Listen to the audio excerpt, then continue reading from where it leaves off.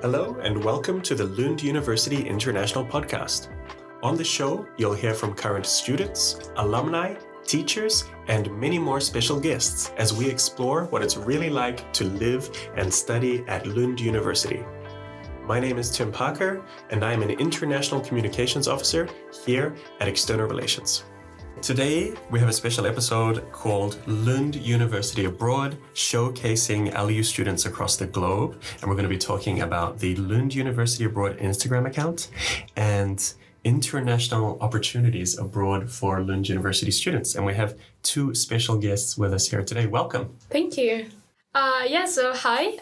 We are the exchange ambassadors for the Lund University Abroad account.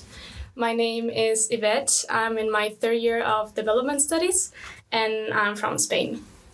Yeah, and my name is Bia. I'm also in my third year, but of social anthropology, and I'm from Sweden. Welcome. So you're both in your third year, which would mean that you're bachelor students. Yes, All right. exactly. Getting near the end of your bachelor studies as well. Yeah. Exactly. Okay. So we're Graduating doing our thesis. Yeah, right now. Yeah, graduating really soon. Okay. Thank you for making the time to come in and talk to us today as well. Of course. Well, the first thing that I'm really interested to hear about is what is the Lund_University_abroad Instagram account? Yeah, so the Lund University Abroad Instagram is an account where we showcase students who are currently abroad, either doing an exchange, an internship, fieldwork, and we also promote international opportunities both here in Lund and elsewhere. And we mostly have guest grammars, which are students who are currently abroad, and they take over the account for about a week to share their experiences and sometimes answer questions about their specific university and so on. Nice. So just to clarify, so we have a lot of international students here in Lund, but this account is for students who are already students at Lund who are taking exchanges all across the globe. Mostly, yes. Yeah, not necessarily. Like it could be people that are already in exchange, people that are planning on going in exchange, but also for like prospective students to maybe see what kind of opportunities could they have if they came to Lund to go on exchange or do an internship abroad or fieldwork. If you're an international student who also went on. Yeah, I was an international student, and like I remember seeing this account before I actually came to Lund, and then I could see all the opportunities that I could have if I came here to also do an exchange, and if I even wanted to do my thesis abroad, I could also have done that. So Nice. Yeah. I mean, looking at the account, it's very international. You get to see all corners of the earth. And you've both actually been guest grammars. Could you tell us about your experience and your exchange? Yeah. So at the beginning of the fall semester, we both did a takeover on the account and we shared our experiences on exchange. I went to New Zealand to the University of Otago, which is located in Dunedin in the South Island. And then I stayed there for about 6 months. And during that time, I had a lot of time to travel around New Zealand. But also I did around a month in Australia. And then I also went to Singapore. So I really, took the opportunity to travel around a lot. It was so much fun. It was a lot of fun. And I was in South Africa at Stellenbosch University, which is about 40 minutes outside of Cape Town. So down near the coast, such a beautiful city. And also quite a small, basically it's Lund, but South Africa edition. But it was amazing. And I also actually took some time to travel around. So we went up to Victoria Falls and Zimbabwe and over to Zambia. And also went along the garden route where I actually did a bungee jump. Wow. Which I'm never doing again, but it was incredibly cool to have experienced it. So that was amazing. Wow, that's really exciting. So both of the exchanges were for one semester? Yes, exactly. Nice. But there are a lot of students that go for an entire year. It just kind of depends on your program. But yeah, there's both the opportunity to go one semester or an entire year. I think before I left, I thought, it's good to have one semester, and in case this doesn't work out great, I'm coming home in not that long of a time. And then 2 months in, I just felt, I could do 5 years here. This is amazing. So it's... You always kind of wish that you could stay longer. Yeah, definitely. But, you know, it's time to come back home, I feel like it's a sure feeling among many, if not almost all the exchange students, that they just want to stay longer. And it's always kind of sad to have to go back. Definitely. And being guest grammar was so much fun too. And, you know, getting to share our experiences. And we usually joke that everybody who goes on exchange joins the exchange cults, where all we want to do is talk about our exchange. So it's always so much fun to get to, talk about it with other students who are also interested in different international opportunities. So, that was great to get to do. This is also why it's great, our account, because, you know, there's so many, like... A lot of the students who are there are going on exchange, so they really relate to each other, and all like that obsession about going abroad and being on exchange. You know, everyone just kind of jokes about it, and it's just like such a good community, I feel like. Yeah, definitely. And it's definitely automatically become a little bit a part of the community, no matter where you end up, because everybody, you know, you understand each other.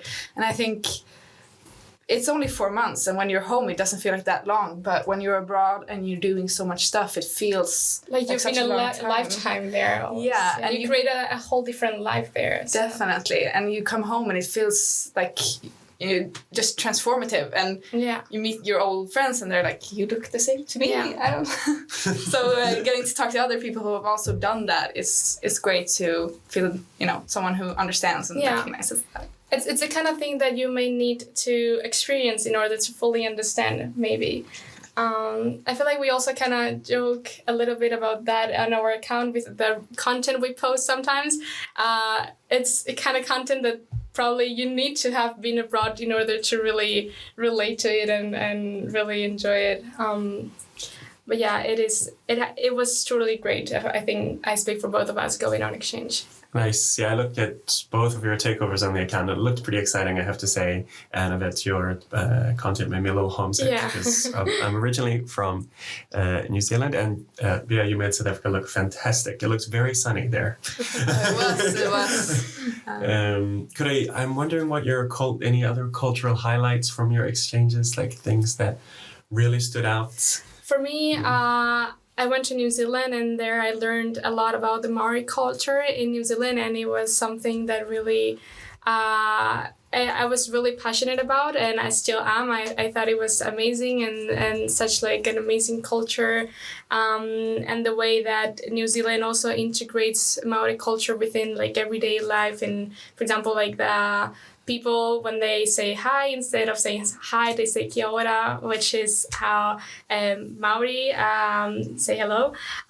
And I thought it was just so amazing. And I took some courses in Maori culture. I thought it was super, super interesting.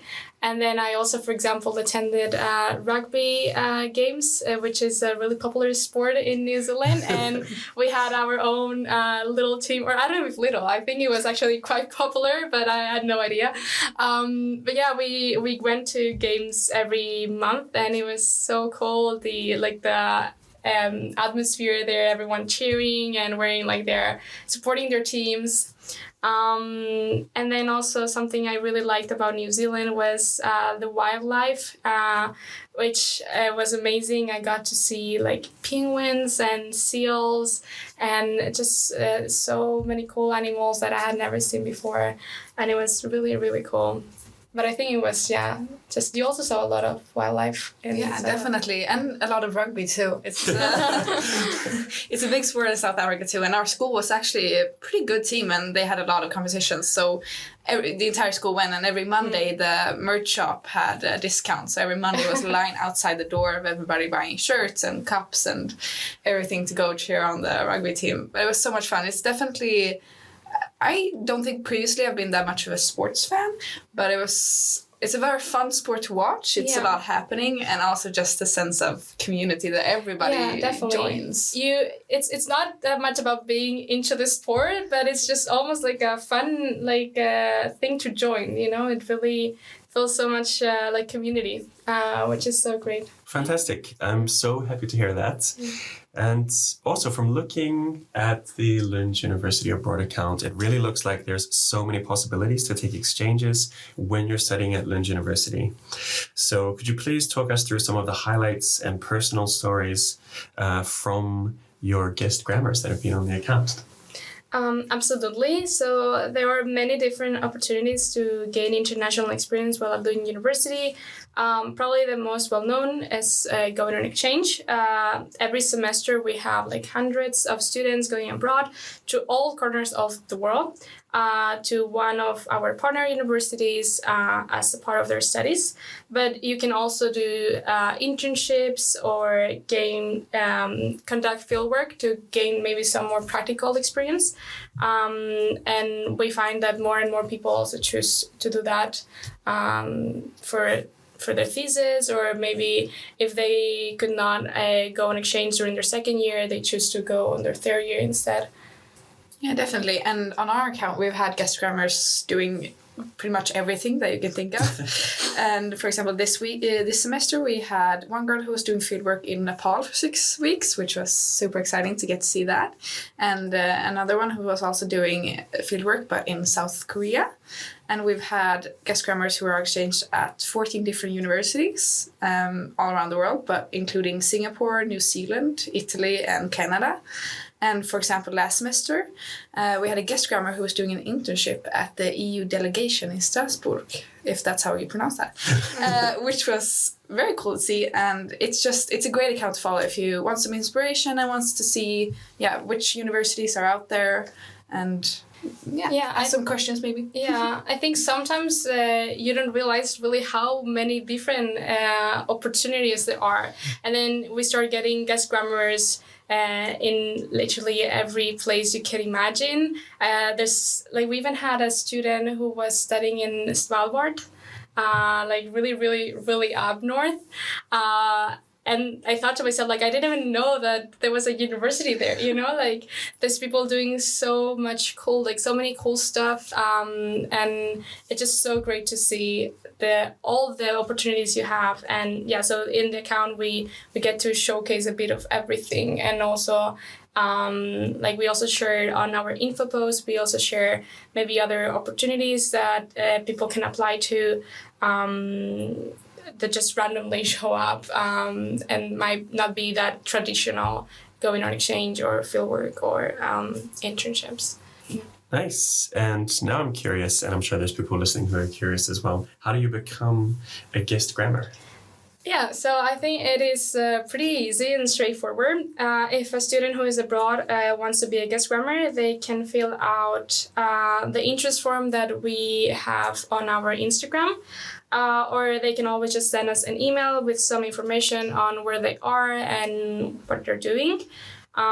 We always love to get people who are interested in being a part of our account, and even if maybe doing an entire takeover for 1 week isn't possible because maybe some people don't feel like they have the time for that.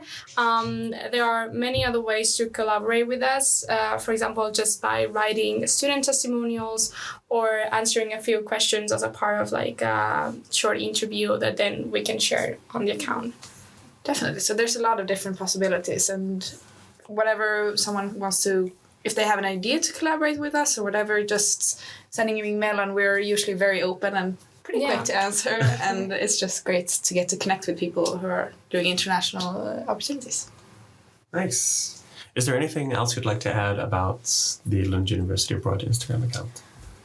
That everyone should follow us. Yes, definitely. I can highly recommend that. I can also really recommend the Q&As that happen on the account. They're super interesting. People talk about their experiences on exchange. I really, really like those personally. Yeah.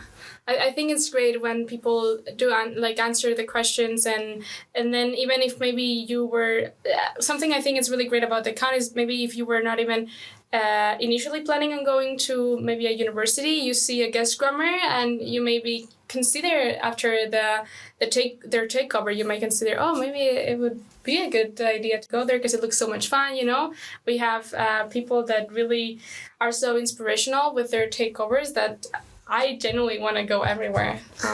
You want to visit every single university. Yeah. It's inspirational. It really is. And I mean, the whole point of this account is, well, a big part of the point of this account is to showcase all the international opportunities abroad for students studying at Lund University. So it really looks like there's so many opportunities for students to go abroad. I'm curious, how many partner universities do we have here? So there are around 1,300 students going on exchange every year from Lund University, outgoing students, and we have around 600 partner universities in 70 different countries. 670 different countries? Yeah. Wow. Lund truly is international. Yeah. Definitely. So there's very much. And something we have thought a bit about that we wanted to share was that sometimes students have a very specific country or specific university that they really want to go to. But one of our best tips is to really keep an open mind to all of the possibilities, because usually there are a lot of opportunities that someone may not have initially considered.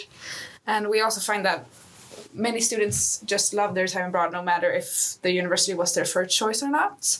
For example, I did not end up at the university I maybe first thought, and it was actually not my first choice, but I'm incredibly grateful that I went anyways, and it was such an incredible experience.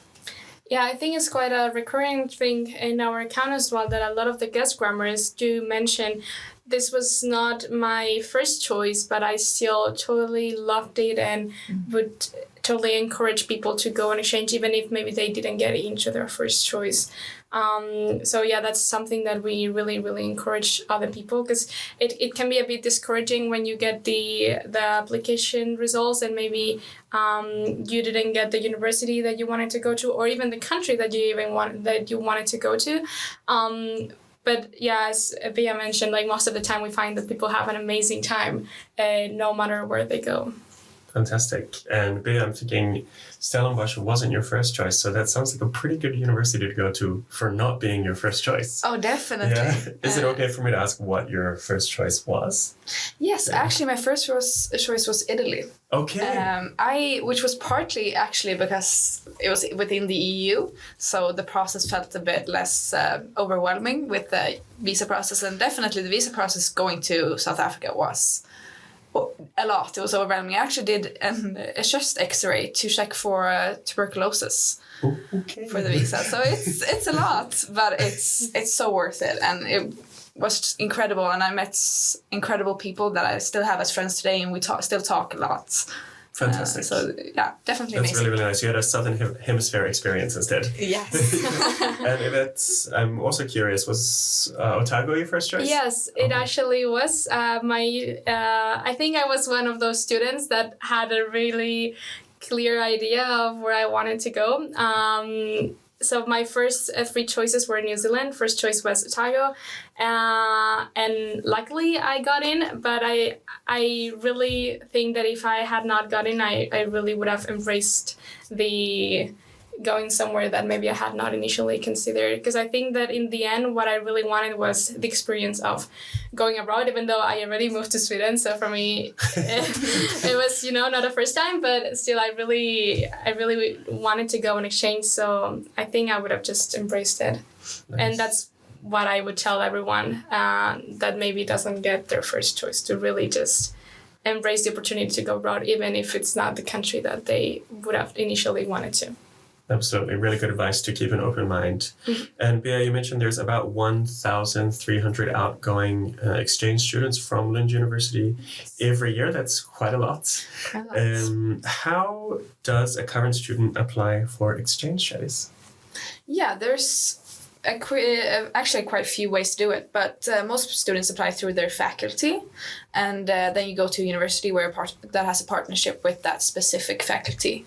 But there's also uni-wide agreements, which both you and I went to, which means that you compete with students from all faculties. But yeah, so it's very much dependent on your program, which semester do you have free that you could go on exchange. And the best thing is mostly to read through either Lund University's website or book an appointment with your guidance counselor, because they're just a fountain of information, and they're so helpful in guiding you through the process, because it's quite a long process, and usually faculties have a bit of a different application processes depending on your program and so on. like maybe for someone it would be best to do it one way, and for another person it would be best to do it another way. So that's good to have the guidance counselor to really tell you for your case specifically what you should do and how you should do it. Yeah, but usually there's a letter of motivation where you just write, why do I want to go on exchange, and how would this help my education and my future plans? And usually there's a resume and then your grades. So they work through that and then you rank your choices. And I really want to highlight the part of the motivation letter, because I think that's something that a lot of people maybe don't think that much about it, but I think it's so important. I put a lot of effort on my motivation letter, and I think that's a big part of why I got into my first choice, is because you really have to motivate like why you should go to that country specifically and that university specifically, like really motivate why it would help you personally in your studies and the courses that they have that maybe are not in other universities. So I think if you really want to go to a place specifically, still keep an open mind, but do make sure to put a lot of effort on your motivation letter. Yeah, definitely a lot of effort to your motivation letter, but I actually wrote a bit more generally, because I did know that I wanted to be able to go to multiple universities, because our guidance counselor was very clear, only apply to universities you can actually imagine yourself going to, and there are hundreds, so usually you can find at least 5 or 6 that you really want to go to. So I tried to actually keep it a little bit more general, maybe do a few notes on specific courses, and you usually send in study plans, so you choose courses from that university and say these are the courses I would want to try if I went on there. So that you connect your study plans with your motivational letter to motivate why did I choose these universities and not others. Nice. Top tips to all those eager students out there. And I mean, also going on an exchange, I'm sure there's some people listening who are concerned that it might cost a lot as well. So I'm really interested to hear if there's any grant opportunities or scholarships available for outgoing exchange students. So we do have some grants available for outgoing students, like for example the Crawford Foundation Travel Grant, which is available to students who are planning a study-related stay outside of the EU. You can apply for this grant if you're going on exchange studies, but also for traineeships, clinical placements, or if you're doing data collection. And there's also other grants that you can apply to, but they usually differ from faculty to faculty. So it's important to check the specific requirements for each one, and most importantly, to make sure to apply on time. Because we find that a lot of people maybe don't realize that there's application periods. But definitely do check those out before maybe even before applying to your exchange. Consider if you're gonna apply for one of those grants. And I mean, of course, there's also the CSN, and you can actually apply for merkostnadslån. I'm not sure what the English translation of that is, but it's more like I'm gonna be abroad, it's gonna be an extra cost, and usually it gets approved, which I did when I went abroad. So I did not apply for any grants. I missed the deadline. But I did have the merkostnadslån. So just to have a bit of an extra buffer, because it is expensive to be abroad. Definitely. Nice. Fantastic. And Lund University also has quite a special relationship with the University of California. Could you tell us about that? Yes, of course. The exchange program that Lund has with the University of California, UC, is actually both the oldest and the largest. So both in terms of hosting and sending exchange students. And we have an entire study center that's dedicated just to the University of California and deals and coordinates with that. And the UC has 9 different campuses, so it's a very large university, but each campus is effectively its own university, and you apply to the campus. And also, while exchanges are usually 1 semester, and very many exchanges are 1 semester, exchanges at UC are always an entire academic year. So if you wanted to shorten that, you would have to go through a few processes. So that's a bit more complicated. But because of our student center, there's a lot of help to get if you wanted to apply to go to UC. So there's definitely a lot of options to do there. Yes, I've spoken to some students who have taken exchange to UC and they absolutely loved it. Yes. Yeah. I think we've had a couple of guest grammars from different campuses. At the UC, and definitely everyone has, or like most of the people that we've had on the account have really said that they had an amazing experience there. Yeah, and I've met a couple of exchange students that are here from UC that came here, which they also say they loved it there and they love it here. Fantastic. And an important part of taking an exchange is developing your intercultural competence. So how do you think exchanges help students to develop this? Yeah, so we think that exchanges are amazing, as we have been repeating continuously. I think they really help students develop their cultural competence by exposing them to different cultures, languages, perspectives. While on exchange, you get to try so many different things and you meet all kinds of different people, which really opens your mind to the cultural diversity of the world. And it also helps you develop your soft skills like critical thinking, problem solving, and collaboration skills, to mention a few. The thing we hear the most from people who have gone on exchange is that you really grow yourself like so much as a person. You become more independent and you truly just learn so much about yourself and how you navigate the world. And even if people may have different experiences while abroad, and some might find it easier to adapt to new environments and some might struggle a bit more, in the end they always come back and you find that you have learned and grown so much as a person. Definitely, and just I think a lot of it is the people you get to meet. And I know I'm incredibly grateful for everybody I met and everybody who really just opened their home to us. And just, we're having this barbecue, come on over, and we're doing this, join us. And they were just so welcoming and just really opened up to us, which was incredible. Yeah, definitely. Fantastic. I'm really, really happy to hear that. And is there anything else that either of you would like to add about international opportunities abroad? Yeah, actually we wanted to add a little bit that most people usually think that you gain international experiences when you leave, when you go abroad. But there are a lot of opportunities here in Lund as well. And for example, you can be part of the International Mentor Program, which I was during this fall semester, which it's a great experience. You get to meet people from all around the world and kind of help them understand Lund and where everything is, and just make friends and get into Lund University. And also Lund University is part of UGLO, which I know you did an episode on, but it's for those of you who haven't listened to it, it's a collaboration between multiple universities in Europe, and they offer short-term courses from a wide range of topics, which can be online or in person. And that is a great experience and opportunity for people that may not have the option to go abroad for an entire semester or just want to do a shorter experience. And we know that some students might be discouraged to go on exchange because it can be very overwhelming and a bit daunting. So this kind of short-term mobility courses are a great, first-time experience in getting into international opportunities. Yeah, so we've talked a lot about it can be quite daunting and overwhelming to go on exchange. And it definitely is. The visa process is big, and you're a long way from home, and if maybe you've never really been away from Sweden, it can be definitely overwhelming and maybe potentially lonely at times. Most of the people around you are new people. You don't have the same kind of support system that you have at home.